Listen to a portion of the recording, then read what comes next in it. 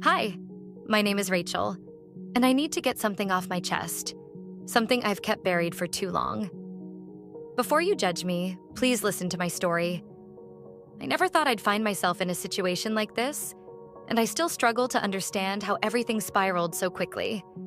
It's a memory that has haunted me for years, something my husband made me do that changed the course of my life. It all started a few years back. John, my husband, and I had been married for almost 10 years. Like most couples, we'd had our ups and downs, but I never expected this. John was a loving man, but over time, something changed. He became distant, more controlling and less affectionate. I tried to ignore it, telling myself it was just the stress from work, but deep down, I knew something was wrong.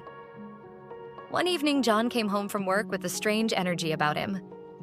He seemed unusually upbeat, but there was something almost unsettling in the way he looked at me. We had dinner as usual, and just as I was about to clear the dishes, he asked me to sit down. His tone was serious, so I complied, my heart starting to race, sensing that this conversation wasn't going to be an ordinary one. "I've been thinking," he started, his eyes avoiding mine. "There's something I need to share with you." I nodded, waiting for him to continue, but the words that followed were not what I expected.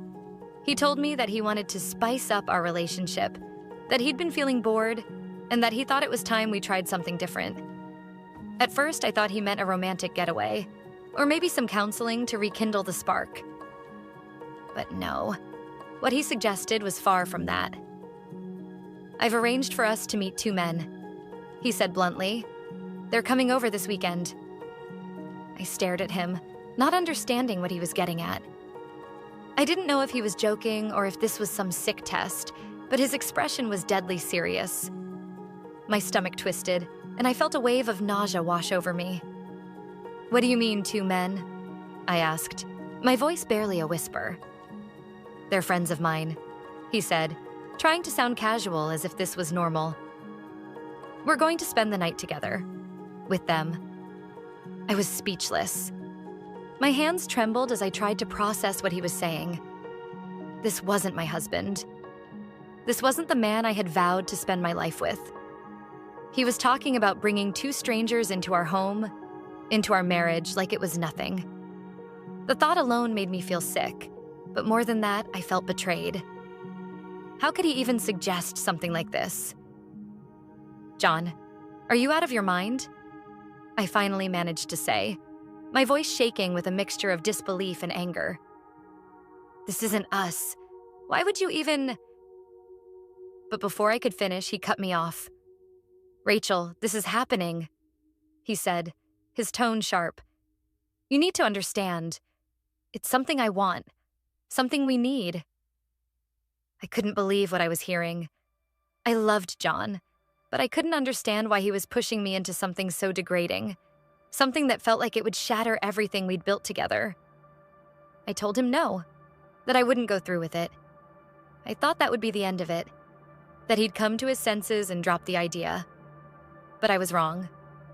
Over the next few days, John grew more distant. He hardly spoke to me unless it was about the plan. He started coming home late, and when I asked where he had been, he gave vague answers. Our conversations became tense, and the love that once filled our home was replaced with a suffocating silence. I felt trapped, isolated, and confused. How had our marriage come to this? By Friday, the dread had settled deep into my chest. John was insistent that the meeting was happening no matter what I said. I considered leaving, packing my bags, and walking out the door, but I didn't. As much as I hated to admit it, part of me was still holding on to the man I thought I knew, hoping this was just a phase, something we could work through. I wasn't ready to throw away our life together, but at the same time, I couldn't bear the thought of going through with his plan. Saturday evening arrived too quickly. The men, John's so-called friends, arrived promptly at 8 p.m. I sat on the couch, my hands clenched in my lap, trying to hold back tears. I didn't even know their names, and now they were sitting in my living room, talking to my husband as if they were old buddies. The air was thick with tension, and I could feel their eyes on me, watching, waiting. I wanted to disappear, to run out of the house and never look back. But then John leaned over to me, his hand resting on my knee. "Rachel, it's time," he whispered. I froze, my mind screaming at me to get up and leave, but my body refused to move. John's hand felt like a weight on my knee, anchoring me in place. I couldn't look at him, and I certainly couldn't look at the two men sitting across from me. My heart pounded in my chest, and the room seemed to close in around me. "Rachel, please," John said again, his voice lower now, almost pleading. There was something in his tone that made me pause. It wasn't just insistence. It was desperation. For the first time in days, I saw a flicker of vulnerability in his eyes. This wasn't just about satisfying some twisted fantasy for him. It was about control, power, and something deeper that I couldn't quite understand. But that didn't make it right. None of this felt right. "I can't do this, John," I finally whispered, my voice cracking. "This isn't who we are." He sighed heavily and sat back, rubbing his temples in frustration. "You think I want this?" he muttered, more to himself than to me. "I'm doing this for us, Rachel. Don't you get that?" "No, you're not," I shot back, finding a sliver of strength. "You're doing this for you. You've changed, John. This isn't about us anymore. It's about control." For a moment, I thought I saw guilt flash across his face, but it was gone as quickly as it came. Instead, he clenched his jaw and stood up, pacing the room like a man who had lost his way. I wanted to reach out to him, to pull him back to the man I once knew, but I didn't know how. We were so far from where we had started, and I wasn't sure if we could ever find our way back. As the silence stretched between us, one of the men, let's call him Marcus, cleared his throat. He seemed to sense the tension, but there was an air of impatience about him. "Look," he said, his voice calm but firm. "If this isn't happening, we should probably leave." I glanced up at him, and for the first time, I really looked at him. He wasn't what I expected. He was calm, respectful even, and his demeanor seemed more sympathetic than I had imagined.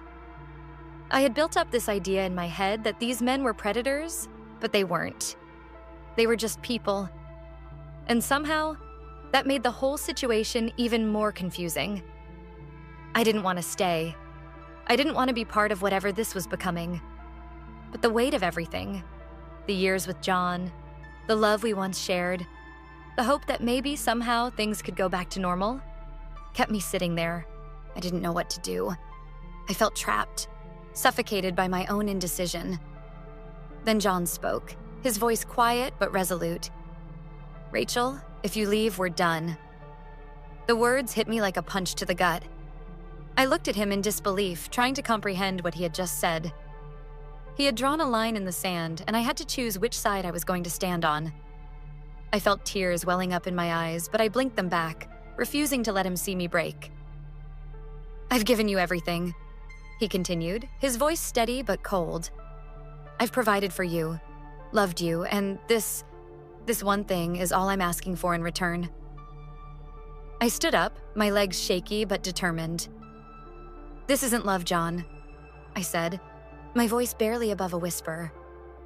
"This is manipulation." His eyes flashed with anger, but I didn't care anymore. I couldn't do this. I wouldn't do this. I turned toward the door, fully expecting him to yell, to grab me, to try and stop me. But he didn't. Instead, I heard him mutter under his breath, something like, "You'll regret this." Maybe I would. Maybe leaving was a mistake. But in that moment, I knew I had to walk away. I couldn't let John or anyone force me into something I wasn't comfortable with.